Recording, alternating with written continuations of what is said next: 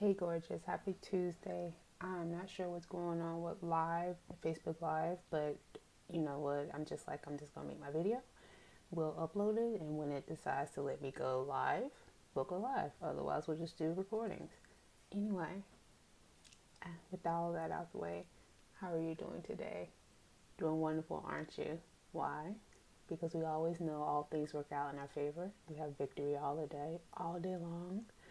So, hey, enjoy it, embrace it, right? How am I, you ask? I'm doing great. I am doing really good. And also with this 21-day mindfulness challenge, it is a lot of digging into self. So a lot of my time of reflection and meditation is me working on this. So it's me navigating my feelings, my emotions, my physical being, my physical state, my mental state. And there's a lot of releasing when that happens. And so it elevates your emotions, it elevates how you feel. So you come into the vibrations, as some people like to talk, or energy, just feeling because you're releasing so many things that you didn't even know you're carrying. So it's been a journey. So we're on day 11, and day 11 is about developing emotional awareness. Just like all the other topics and tools that we've been learning, as simple as it is and logical, is completely different when you actually take the time to really sit in it and understand. So the main thing about this is sometimes people have a difficulty in identifying and expressing their emotions. And it talks about we have some of the reasons is because we are made to think our feelings don't matter. We were made to fear expressing our emotions.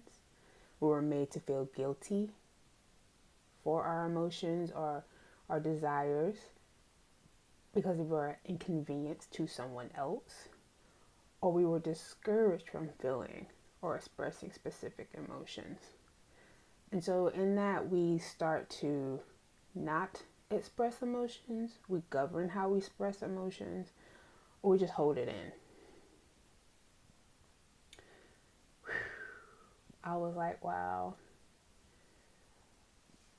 It took me into a really, I'm not gonna say dark because it wasn't dark, but it took me into a space where I was going down a rabbit hole of different moments in my life during my meditation this morning, where my emotions, I had to stuff them, I had to hold it in, and I kept going back. Like, when was the first time that I can call back in my thought process that this happened? And it was a childhood experience. And for a lot of households, and I'll speak for me, in my community, the Black community, a child has a child's place. And a lot of times the adults didn't consider our feelings. We didn't have feelings in some aspects. You just were there to do whatever. You be a child, and that's what it was. So if you're sad, what are you sad for? Well, then you learn to stop showing that emotion. Or if you're too happy, too joyous, cut all that mess out, all that noise. Be quiet. Okay? Go outside with all that noise. So then you start to think, well, I can't be inside and be happy. So when I come inside, I need to be quiet.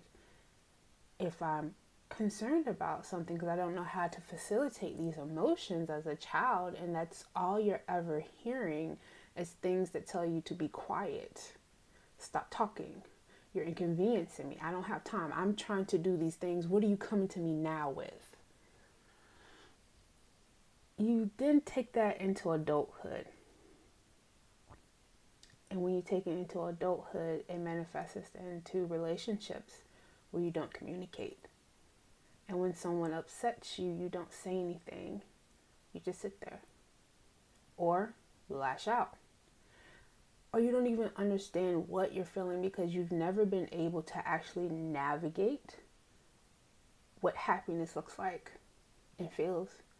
I've known people that when they're happy, they become discouraged because they're like, that is a foreign feeling in their body, or they don't even know that it's happiness. And so the module goes into basically like understanding your emotion, like the title that you give to it. What does that emotion feel like? How does it feel physically in your body? How does it manifest physically in your body? And what type of behavior do you showcase with it? You also start to realize that when you may have labeled something as happiness, let's just take that as an example, and realize that's not happiness that you're really feeling in your body. Or something that you may label as boredom or depression or sadness. But when you really feel it in your body, that's not what it is. So for example, you could be like, oh, I'm so sad. And then you're like, okay, well, what's going on? And then someone can be like, well, I just feel empty. Or I have a lot of frustration, low energy, shallow breathing. Okay, or I'm really fidgety. And then you can go, well, honey, I don't think that's really sadness. It sounds like you're just bored. And they may have an aha moment. Well, when do you experience this? When I don't have anything to do, and I'm just kind of feeling with my thoughts. So it's really digging into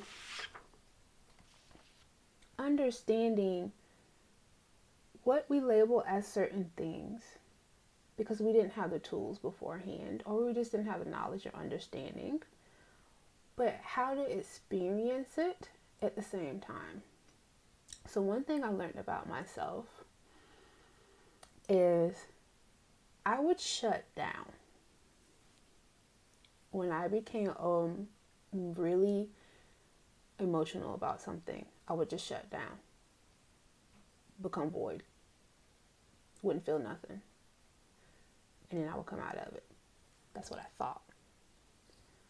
What I was doing wasn't acknowledging what was happening. And like I told, or I have told a lot of people, I had anger issues. I would lash out. So my frustration and sadness would really be anger. My disappointment would be anger, but I didn't label it properly. So the way that I responded to something didn't match.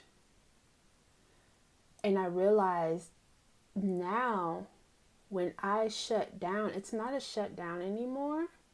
It's a processing. Remember I said, give yourself a couple seconds before you respond. So now if I'm overwhelmed with a certain emotion, I would say, wait, what am I feeling? Am I really angry? Am I disappointed? Am I just so happy I don't know how to express it? What is it that I'm feeling first? Feel it. Don't judge how I feel in that scenario, because emotions are fleeting, but you need to feel them and not ignore them. Acknowledge them. There's a saying, call a thing a thing. If you're angry, acknowledge that you're angry. If you don't, you're not going to process it. It can't be fleeting. It's going to sit there because it's anger. It's anger. And it's like, or any emotion, you're not acknowledging me, so I don't go anywhere. And we're just going to hang out until you acknowledge me. So it made me really sit on that aspect of now I really, really, truly feel my emotions. I call them what they are. I even, with my wife, Martina, when she's like, oh, I don't want to say, no, say what you are. I'm angry in this moment. You're not saying you're angry for the rest of the day. You're not saying you're angry for the rest of your life. In this moment, what was presented to me, I'm angry. I'm upset. I'm not judging myself saying I shouldn't be. I have all rights to feel that way. That's what we do with it, right? So you acknowledge it, you name it, you feel it, and you release it. And that sometimes can just simply be releasing it, as in acknowledging it, feeling it, and being like, okay, that's just this moment. It can be now you have a level set conversation with somebody. You have an expectation conversation with somebody. That somebody can also be yourself. Sheena has a lot of conversations with Sheena. Sheena, that's a little ridiculous. Okay, no, it's not ridiculous. It's really how you feel. I'm not judging myself. I'm like, the girl, you need to feel that. You need to feel all that anger. Let it pass. Now what are we gonna do with that? And then we take the next step. So I hope that this also helps you, like all the other things that we've gone through, to know that your feelings do matter. Don't be afraid to express your emotions. Have heartfelt conversation. Have honest conversations. Communication is key. You have all rights to feel how you feel. They are your feelings. Acknowledge them. Have grace with yourself. We're all healing. We're all going through this journey.